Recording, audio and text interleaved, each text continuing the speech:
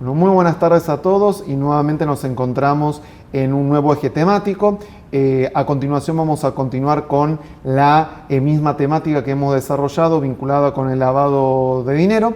Anteriormente hemos tenido a nuestro invitado, el doctor Francisco Dálvora. Hoy tenemos el placer de presentarlo al profesor Marcelo Casanovas, que gentilmente te agradecemos la bienvenida y te damos la bienvenida por sumarte a esta nueva iniciativa, de esta nueva oferta académica dentro de este nuevo curso virtual de Oprenar. El profesor Marcelo Casanovas es abogado, especialista en prevención del lavado de activos y del financiamiento del terrorismo, es subgerente general del área de asuntos legales y cumplimiento del Banco de la Provincia de Buenos Aires, miembro integrante de Oprenar y profesor responsable del programa en prevención del lavado de dinero y financiamiento del terrorismo de UADE y también del posgrado que también dicta UADE, vinculado con el lavado de dinero también. Tanto el profesor Casanovas como el profesor Dálvora son colegas, amigos, casualmente dictan ambos la unidad temática en cuestión y al igual que con nuestro invitado anterior, vamos a proceder con un diálogo, un encuentro que todo el contenido que vamos a abordar se encuentra también disponible en lo que es las fichas de lectura y contenido de la materia. La ventaja de contar tanto con el profesor Dálvora como con el profesor Casanovas es que si bien ambos son especialistas en la materia, con el doctor Dálvora hemos abordado más el plano internacional, global y contrastar muy bien lo que es el deber ser con el ser. Con el profesor Casanovas vamos a ir a aspectos más conceptuales, más críticos y que les va a brindar a ustedes un muy buen soporte a la parte conceptual que ustedes disponen como material. Marcelo, muchas gracias por sumarte a la iniciativa. Y como primera pregunta disparadora, ¿por qué los casos de lavado de dinero han aumentado exponencialmente en los últimos años? En primer lugar, bueno, agradecido por la invitación. Siempre es un placer colaborar con Oprenar. Y bueno, yendo al hueso de la pregunta, básicamente, seguramente Francisco habrá comentado la lógica internacional del fenómeno de prevención del lavado de dinero y financiamiento del terrorismo, en donde hay un organismo internacional, el Grupo de Acción Financiera Internacional, el GAFI, que dicta los estándares internacionales. Más allá de estos estándares, el GAFI hace auditorías, evaluaciones mutuas a todos los países que son parte del concierto internacional de GAFI. Argentina acaba de atravesar la cuarta evaluación, o sea que ya pasó 4 veces por el país. Y el GAFI, ¿qué mira? Si el sistema es efectivo o no.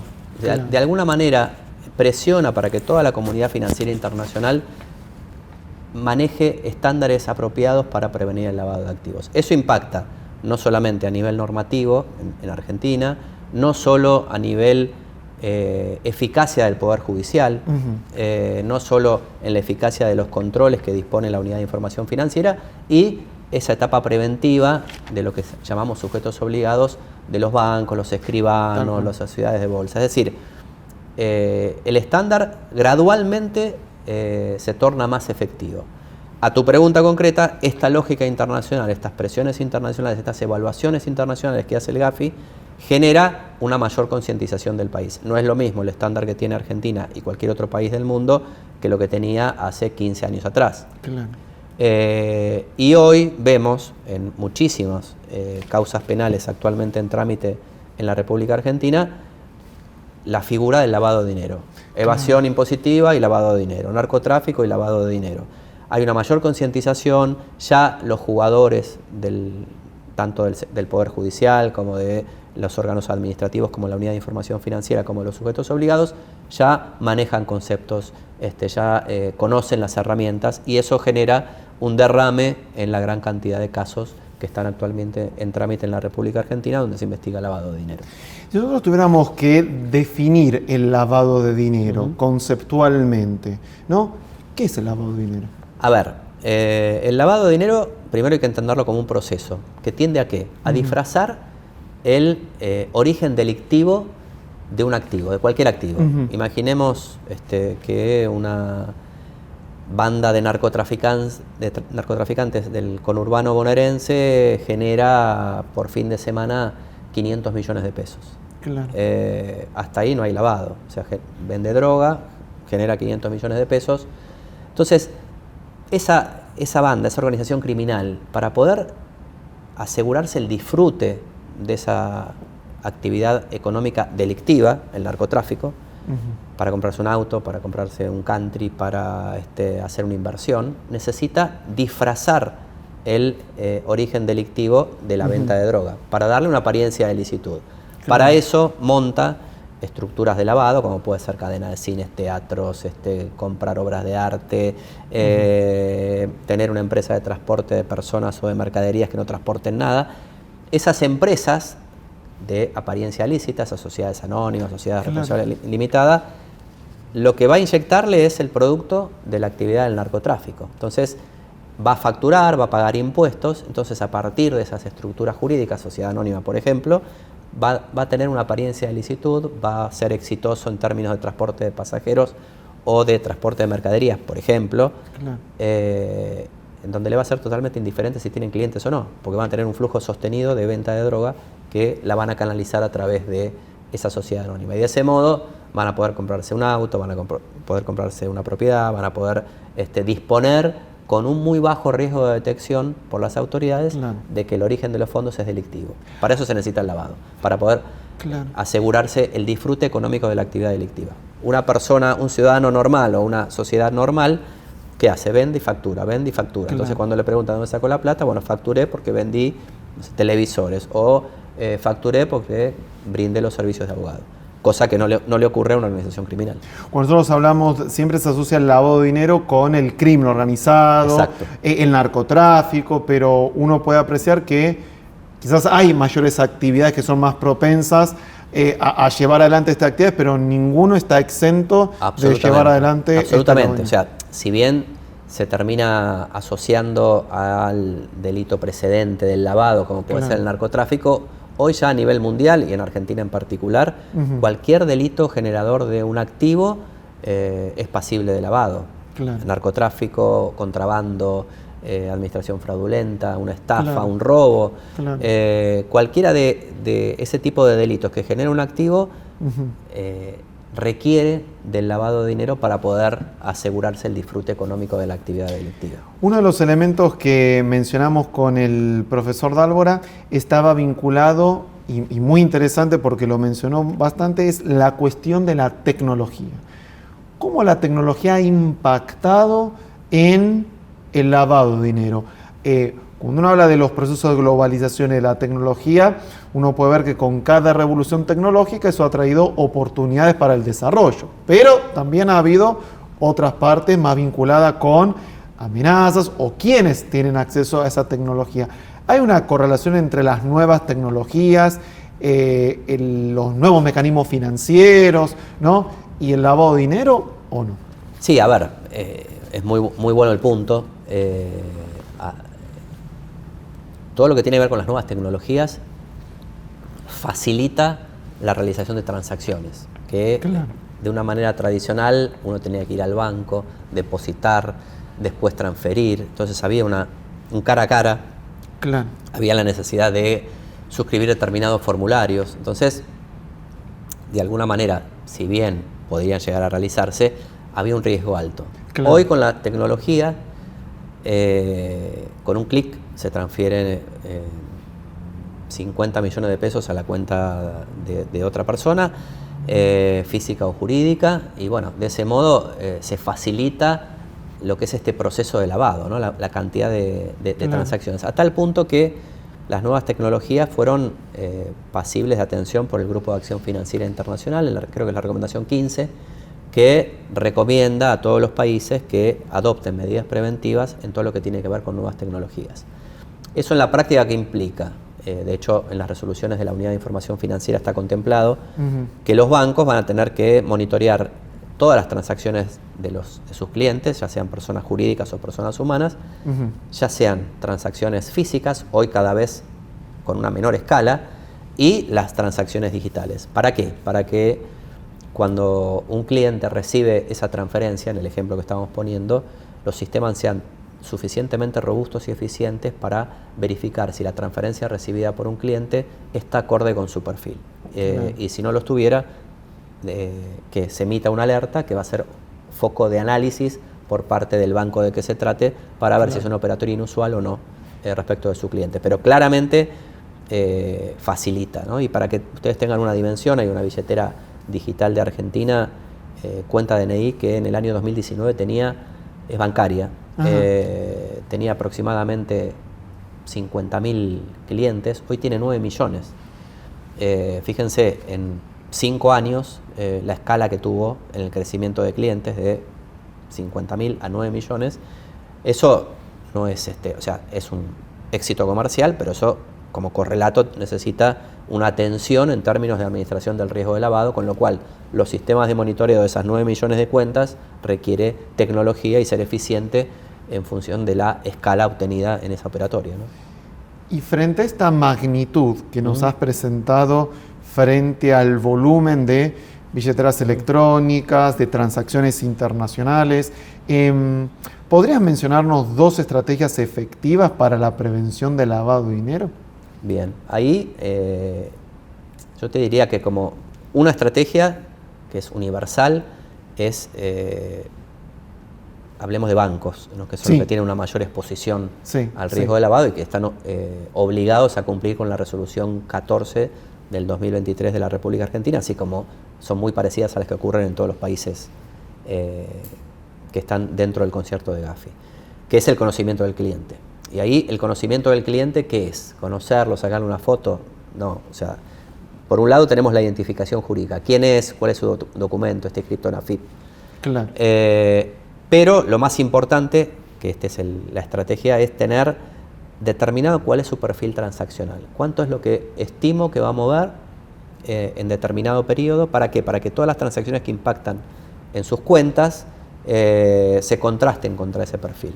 Claro. Lo que no implica que automáticamente estemos en presencia de una operación sospechosa, sino que puede haber un desvío de perfil, hay que analizarlo, hay que ver si corresponde a una cuestión meramente que tenga que ver con un impacto de la inflación, que no se haya actualizado su perfil. O sea, requiere una calibración previa. Si en ese análisis se detecta la justificación económica o jurídica, bueno, se terminará archivando y calibrando un nuevo perfil del cliente. Si no fuera así, ya entra a ser analizada como una operación sospechosa. Esa es la primera estrategia de prevención. Y la segunda, que la puedo mencionar, que ya más allá que Gafi la incorpora en la recomendación 1, que es que todos los países tienen que hacer una evaluación nacional de riesgo país. Bien. ¿Qué quiere decir? Poner el termómetro a nivel país y ver cuáles son los principales delitos, Claro. identificar cuáles son las principales actividades donde se advierten maniobras sospechosas de lavado de dinero, estadísticas criminales. Es decir, en esa evaluación nacional de riesgo país le va a permitir a todos los sujetos obligados, que en Argentina son muchísimos, a alinear sus prioridades en función de la evaluación nacional que el país hizo respecto de la exposición al riesgo, tanto de lavado de dinero como de financiamiento del terrorismo, como el de proliferación de las armas de destrucción masiva, con un bajo impacto en Argentina, pero que es un nuevo riesgo que el Gafi incorporó a las recomendaciones internacionales, ¿no? Bien, ahora, yendo más al foco que hace la vinculación del lavado de dinero y el financiamiento del terrorismo, ¿no? Si hay algo que uno puede evidenciar en la comunidad internacional es no solamente delitos comunes, sino delitos conexos, delitos que están vinculados con el crimen organizado, siendo uno de ellos el narcotráfico y también asociado al terrorismo. Porque se evidencia siempre una correlación del lavado de dinero con el terrorismo y ahora también se está hablando del lavado de dinero con armas de destrucción masiva. A ver, básicamente podemos decir que el lavado de dinero y el financiamiento del terrorismo son primos. Son primos. Pero tienen sus matices claro. Que los diferencia. O sea, en el lavado de dinero siempre el origen de los fondos es delictivo. Sí. El narcotráfico, el contrabando, la administración fraudulenta. Y el destino de los fondos siempre es de apariencia lícita. Tengo montado un cine, tengo montado un teatro, tengo alquilado el estadio de River para dar un recital, que en realidad no va a ir ningún espectador, sino que le voy a inyectar los fondos del origen delictivo que quiero lavar. Claro. En cambio, en lo que tiene que ver con el financiamiento del terrorismo, el origen de los fondos puede o no ser delictivo. Puede que parte de la comunidad internacional comulgue con los principios de determinada ONG y de su sueldo le hacen una donación para que solvente su actividad. También, en la mayoría de los casos, el origen de los fondos suele ser delictivo, ¿no? En cambio, la finalidad siempre es delictiva, ya sea ¿cuál es la finalidad? Es atentar contra los estados democráticos u organismos internacionales para obtener algún favor a cambio a través de determinadas medidas de coerción, que el acto sea terrorista individual o una asociación lícita terrorista, pero siempre la finalidad es delictiva.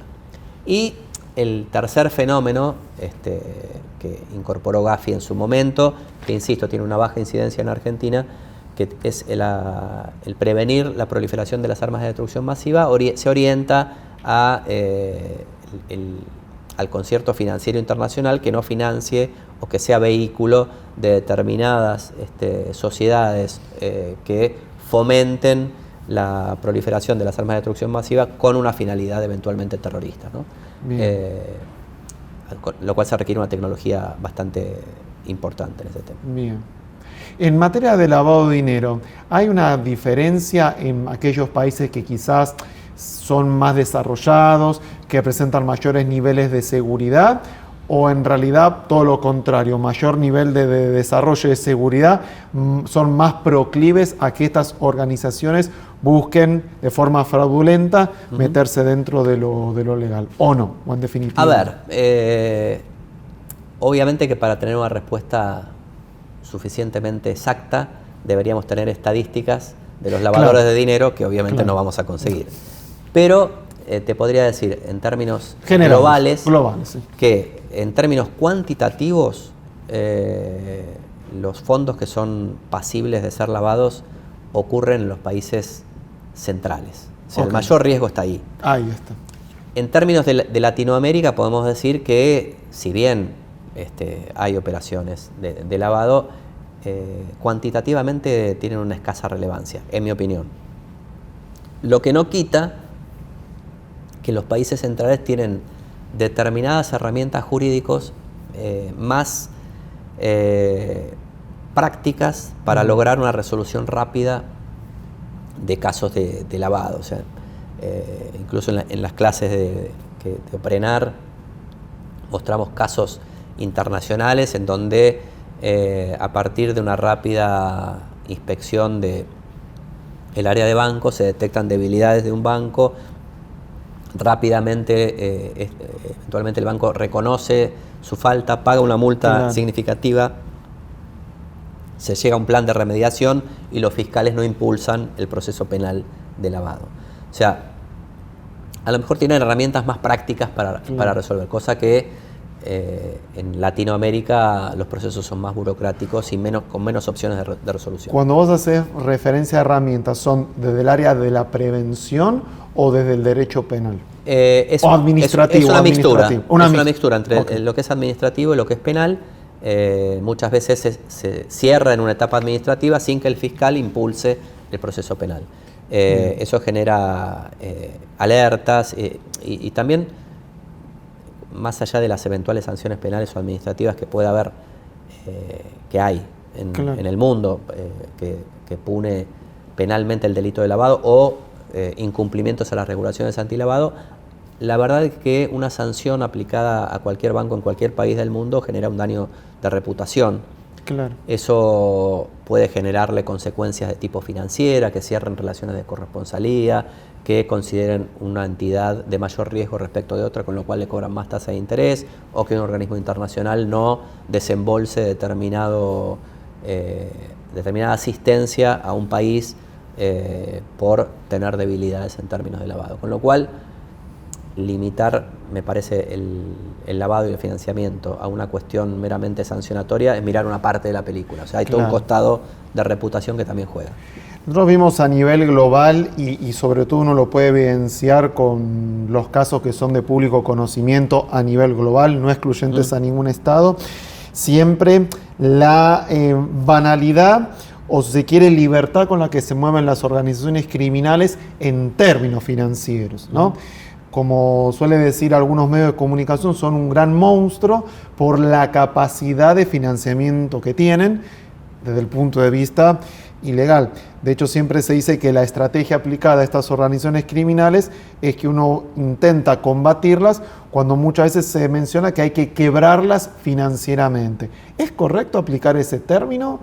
Siendo que uno de los principales factores con lo cual tienen la capacidad para generar nuevas capacidades es el área financiera, o existe alguna otra estrategia, así como hablamos de estrategias preventivas, alguna otra estrategia para prevenir o disuadirlas, más que nada. A ver, la lógica de Gafi, cuando arrancó con las primeras 40 recomendaciones de 1990, tenía esa lógica, que era pretender desarmar las organizaciones criminales yendo hacia su flujo monetario. Le saco los flujos monetarios, se cae la organización criminal. Claro.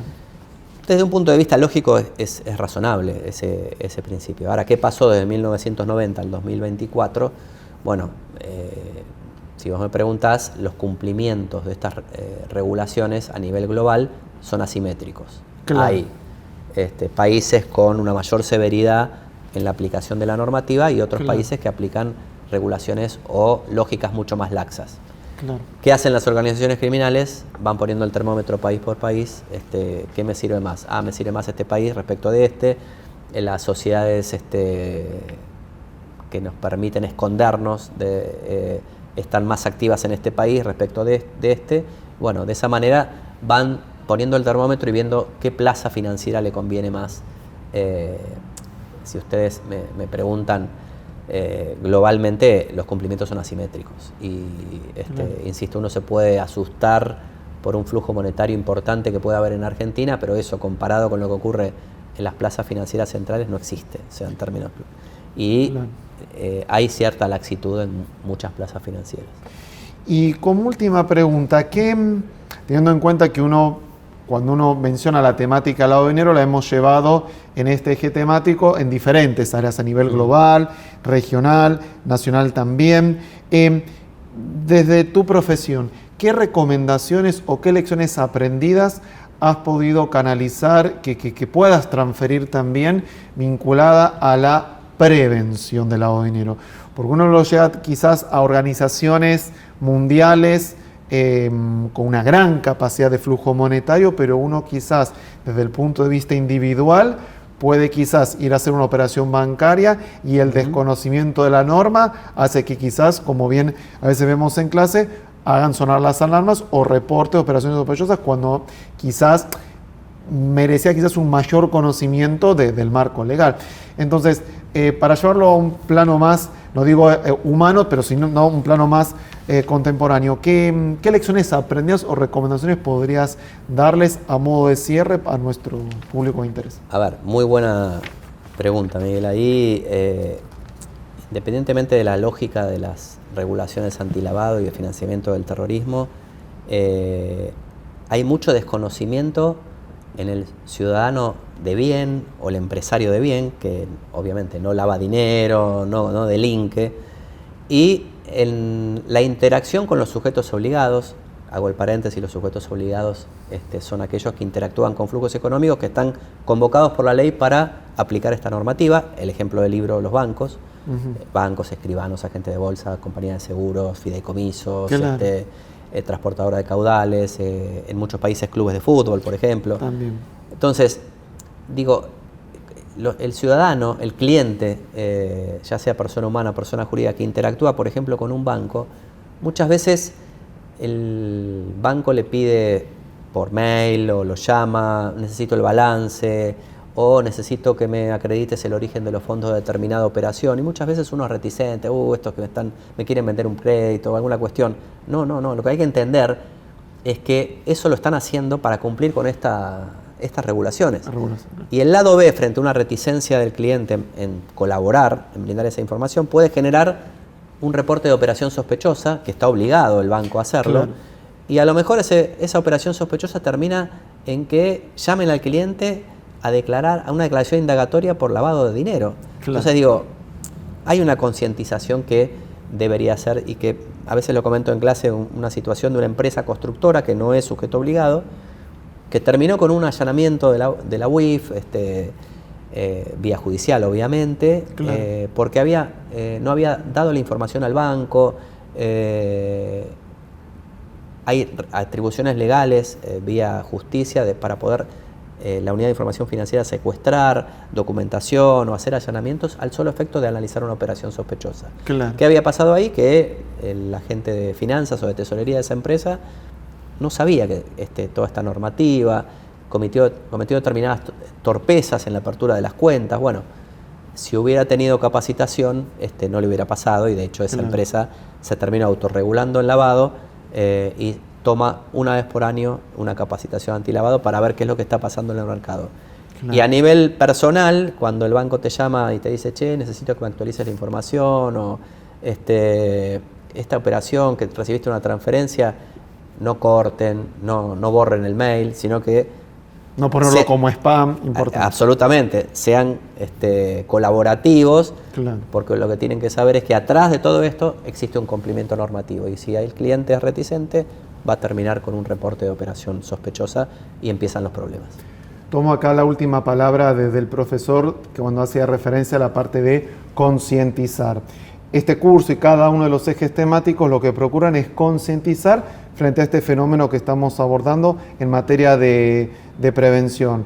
Y creo que acá el profesor Marcelo Casanova, sobre todo con este cierre, apuntó también a transmitirles a ustedes ciertas lecciones aprendidas vinculadas a llevarlo esto a todo el plano personal, laboral, personal, y la importancia que requiere la capacitación para estar además en el cumplimiento de la ley y contribuir con estas estrategias de prevención que hemos mencionado también.